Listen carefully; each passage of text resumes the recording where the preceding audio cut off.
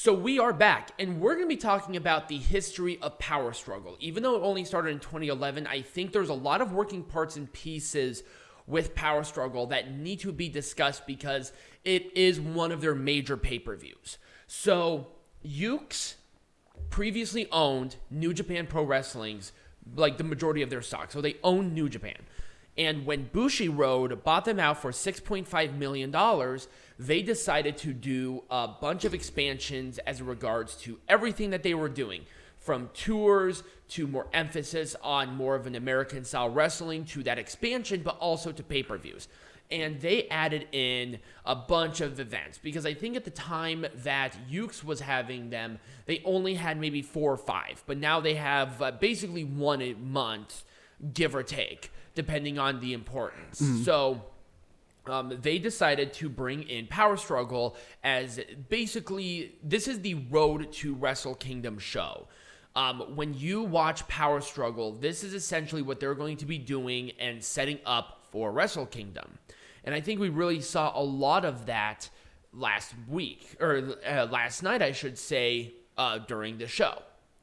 Now let's talk about the arena, because they have done it in this arena, which is the Osaka, what is it called? The Osaka Prefectural Gymnasium. It has a capacity about 8,000 people, and it is basically the sumo mecca for the spring sumo tournament that happens in early March to mid to late March. And here's the thing. A lot of people, I think, in America do not know the significance of sumo. And maybe it's something that we might discuss at a later point because there's so much cultural and a lot of history when it comes to sumo wrestling.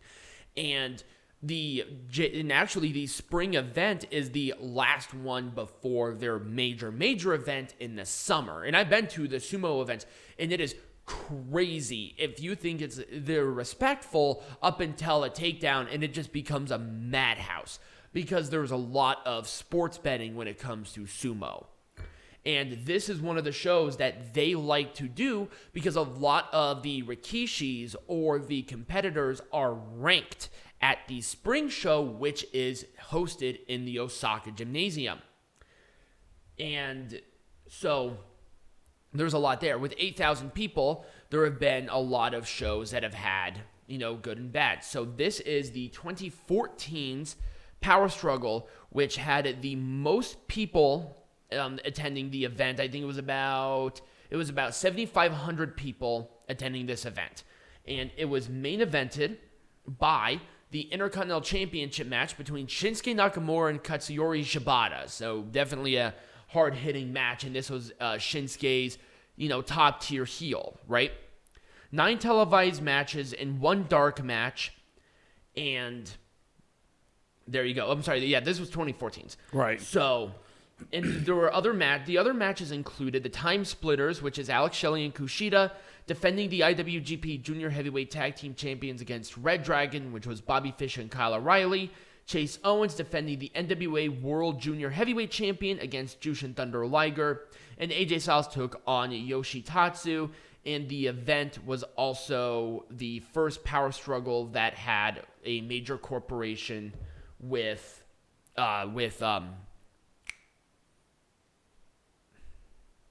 of Honor. There we go. My brain totally froze because they started doing their partnership earlier that year.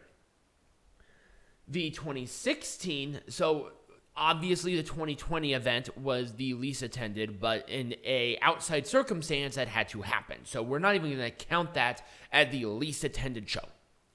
The one that was actually least attended was the 2016's, because I am an idiot and screwed it up.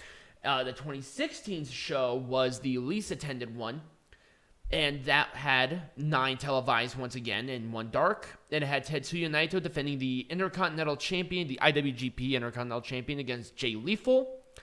And other matches included Katsuyori Shibata defending the Never Openweight Championship against Evil, Hiroshi Tanahashi versus SANADA, and Bushi defending the IWGP Junior Heavyweight Championship against Kushida. In the 2016 show, they had 5,060, and the 2014 show, they had 750 people attending that show. every single main event of this show had three different championships, and there has never been a stray from it. Either the IWGP World Heavyweight, which was the first debut last night, the Heavyweight Champion, and the Intercontinental Champion in some way, shape, or form, including the double title, which we already had, and we'll talk about that later. So the person who has attended the most main events for Power Struggle was Hiroshi Tanahashi with 3 different main events with Power Struggle.